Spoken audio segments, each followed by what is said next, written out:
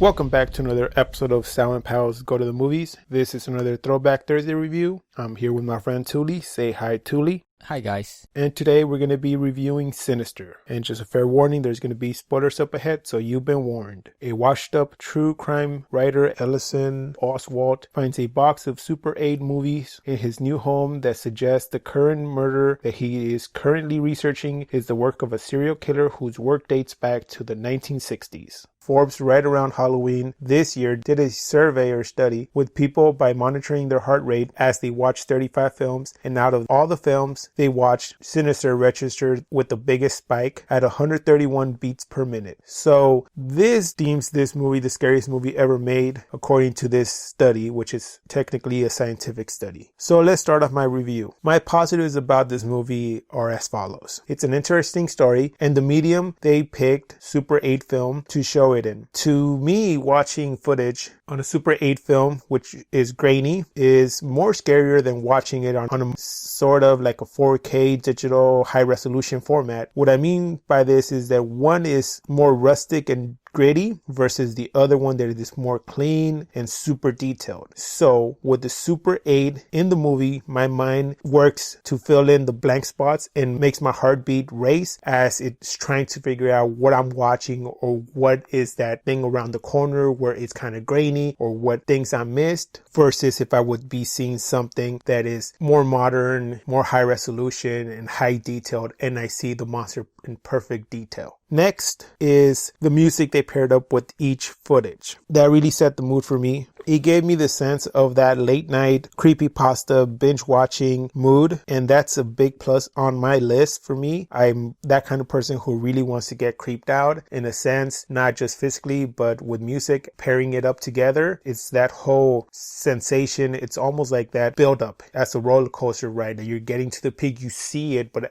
you also feel it in your gut. So the music, which is a score, really paired up well with this. I really enjoyed that Ellison, played by Ethan Hawke, had help from Deputy So-and-so and Professor Jonas. This made it so he wasn't always almighty and knowing. He needed help. So when he finally found out what he was dealing with, he wouldn't know how to deal with it. In a sense, it made him more human. And to put it simply, I think they wanted to make Ellison and Bughuul seem similar, like they cared more about their legacy of images left behind than anything else. For example, when Ellison said, "Writing is what gives his life meaning," those books are his legacy. That, to me, is the same thing as Bughuul. Bughuul lives through the images left behind. For example, paintings, symbols, film. That's the Bughuul's legacy. And also Ellison's books that he has written in the past, that's his legacy. He says that he's doing it for his family, his kids, and for, to give him a better future. But in reality, he's seeking the glory of his legacy. And the same thing as Bughuul. He's seeking kids to keep his legacy alive. Now, let's move on to my cons. The story for me was a bit scattered at some points with questions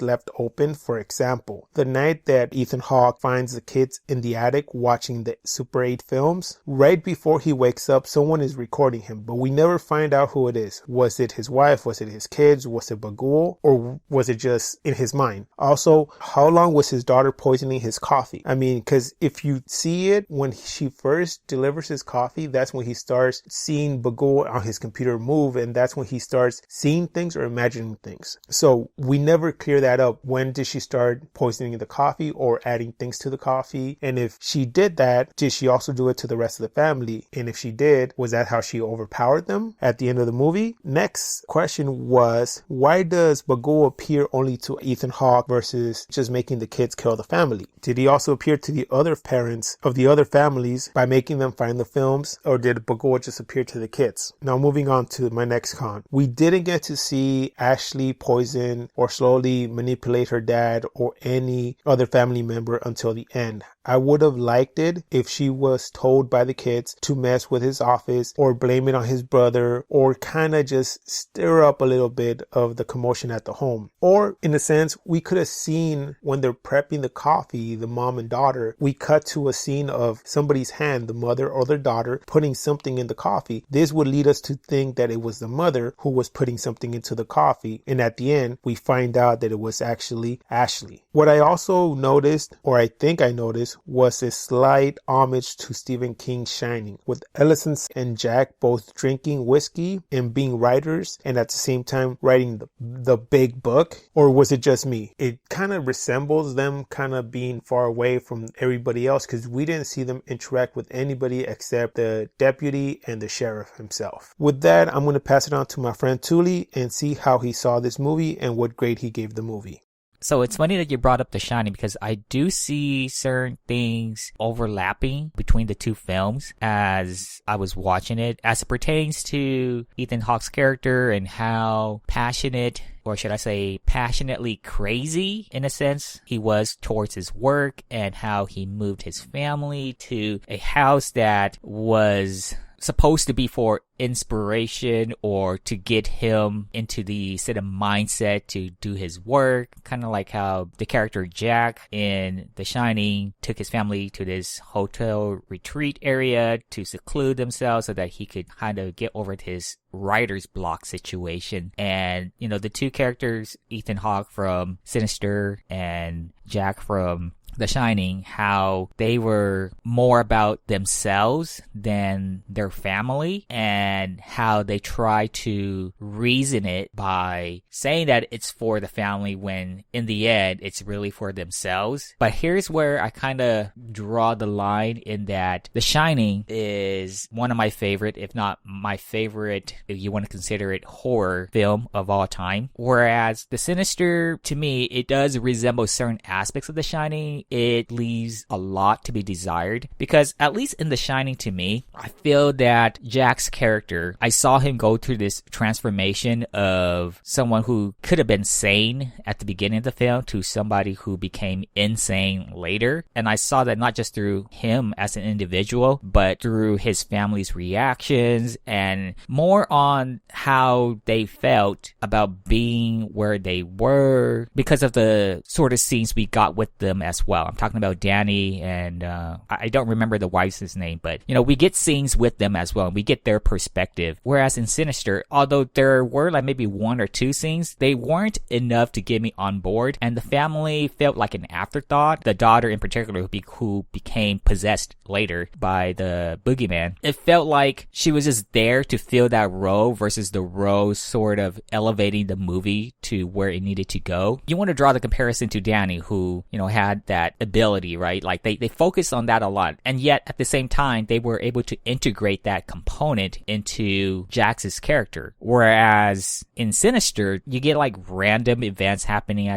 during the nighttime, you know, the kids being at, you know, certain locations around the house for no particular reason other than to make it seem mysterious or thrilling, or, you know, just try to get you questioning, you know, why are the kids there? To me, it didn't feel like there was any essence behind it. Like there was no lead up that would help me justify why the kids were as involved in this film as they needed to be. To me, this film was just all about Ethan Hawke's character and how he put his family into this situation where obviously his wife was not happy about to begin with. And when things kind of got out of hand and the wife really expressed how she felt about the situation, and for Ethan Hawke's character to not realize that he was putting himself over the family. And I do agree with what the wife said, in that, yes, his kids were going to be his legacy, and he needed to focus more about protecting them versus what he's trying to do here. But the fact that he came out and said, you know, what else could he be doing to provide for the family than what he's doing right now, made me realize that this dude is insane, but insane in a different way than Jack's character, in that his character was not being taken over by like an entity like in The Shining, but in here it was just about his persona that he already had, that he was determined to do what was necessary to get his legacy out there, even after, you know, he have moved on or passed on or whatever. And I felt that because the movie focused so much on him versus trying to get this good balance between him and the rest of his family, you get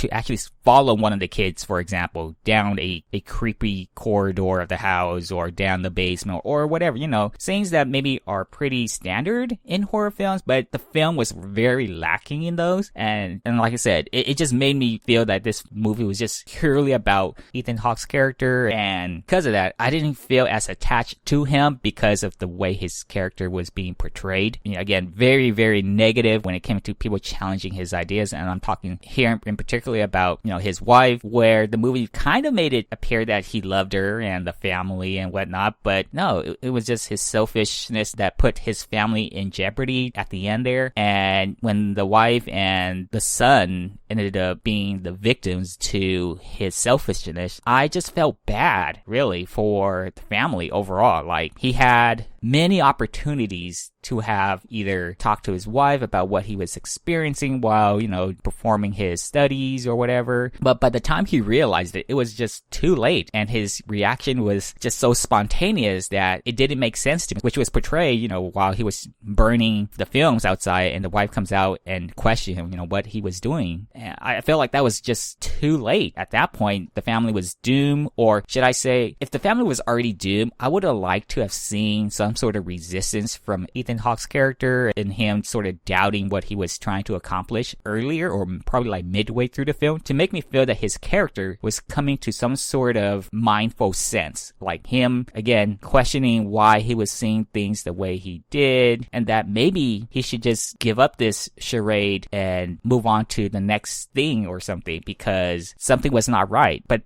I think the timing of that in the film was just, it just occurred way too late for me, and it didn't allow me the opportunity to gravitate towards Ethan Hawke's character that maybe I could have had if the placing of his realization of, oh shoot, my family's going to be in danger now because of me, and I need to start to protect them or something, or get them away from this danger that I'm feeling. To me, it just felt like so spontaneous, out of the blue, that it didn't give me enough time to soak in what he was feeling. And then shortly after what he did, taking his family away from that house, that we got to that unfortunate ending with the daughter doing what she did because the boogeyman had taken over her. So the only things that kind of, if you want to put it, got me scared, or I don't know, it's really the cheap jump scares. They even had one at the end of the film. I personally wouldn't classify this movie as being the scariest out there. If it's a measurement of BPM, I mean, I feel like I probably would have watched stuff that did not get my heart pumping as high, but I felt the fear factor while watching the film or after the fact, those lingering sort of feelings that you are left with because a certain scene just got to you and you just can't get it out of your mind. But for this film, I just couldn't latch on to anything that made me feel like that it was scary. Again, it was just pretty much the jump scares, and if anything, it really brings down the film a lot, because if a film is just relying on jump scares to make you feel scary, then I feel like in terms of it being a horror film, I don't feel like it has done its job, because it hasn't, to me personally, it didn't really set the mood or something. Like the setup was not right compared to, I brought up The Shining, but another film that we reviewed here on the podcast before is Heritage, where at the beginning of the film, just in that one scene alone where they're showing the doll houses or whatever they were, in that one shot alone, it got me kind of creeped out already. Like they were setting me up. It was more about the environment versus, maybe I'm going to contribute this to the medium that they shot this film in. Sal brought up the Super 8, and I felt that the way they shot it was a neat idea, but because we live in a day and age where technology is more readily accessible for these sort of storytelling, that I would have preferred a story like this to be more polished out and then be told through a Super 8 sort of medium, or any medium for that matter, first, versus going the other idea by choosing the medium first. Say, hey, let's shoot this film in Super 8. Now, how do we want the story to go? So that's how I'm currently seeing it. I don't want to blame the medium, but I feel like maybe the medium contributed to how poorly the story was being told, because maybe it wasn't given the sort of attention first that it needed before transitioning into the sort of platform that you want to portray this story within. This is highly in contrast to films that came out early, in the 20s and 30s, when horror films that,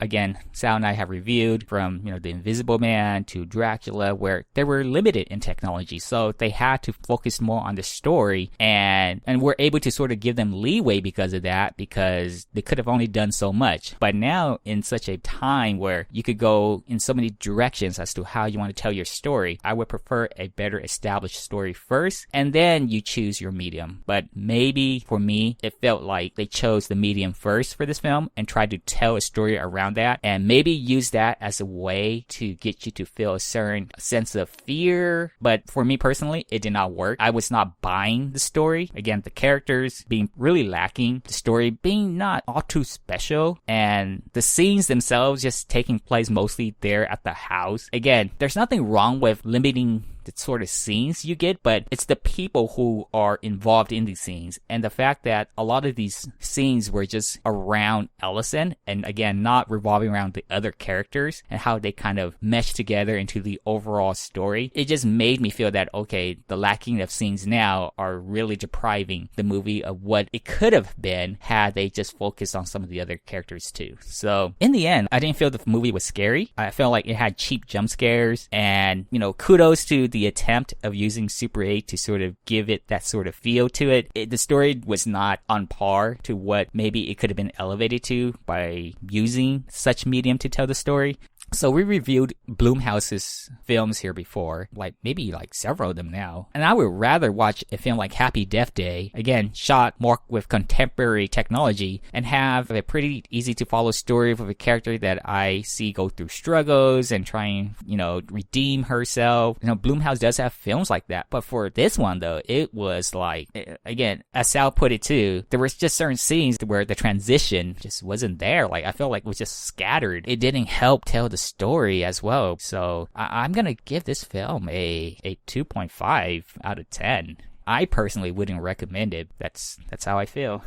I agree with the things you said. The story is the issue in here. It's not focused. It's, like I said, scattered. I believe it's like someone had a nightmare and they're trying to tell you what the nightmare was, but since it was a dream, they don't have an idea of what the story was, and that's what it is. I think the Super 8, like you said, it's what tried to make it scary. Yes, there was cheap scare tactics in it, jump scares, but I really enjoyed how the Super 8 played into the film. That was my biggest thing about this film that I liked, was the home footage and the way you're watching it and trying to find anything. It's like your eyes are bouncing, but then all of a sudden you get back into the story and it doesn't make sense. It's like you get scared, but you don't know why you're getting scared because it doesn't fit into the story. It's not developing the story. You're not getting anywhere with the story. You're just getting jump scares. And like Touly said, the kids are in the house, but you don't understand why they're following the main character. It's just something that's not explained. Blumhouse does this a lot. They take an idea and they run with it just because they think it's going to make money or they're going to make their money back, and they're happy with it. This movie had potential if you just develop the characters a little more. There's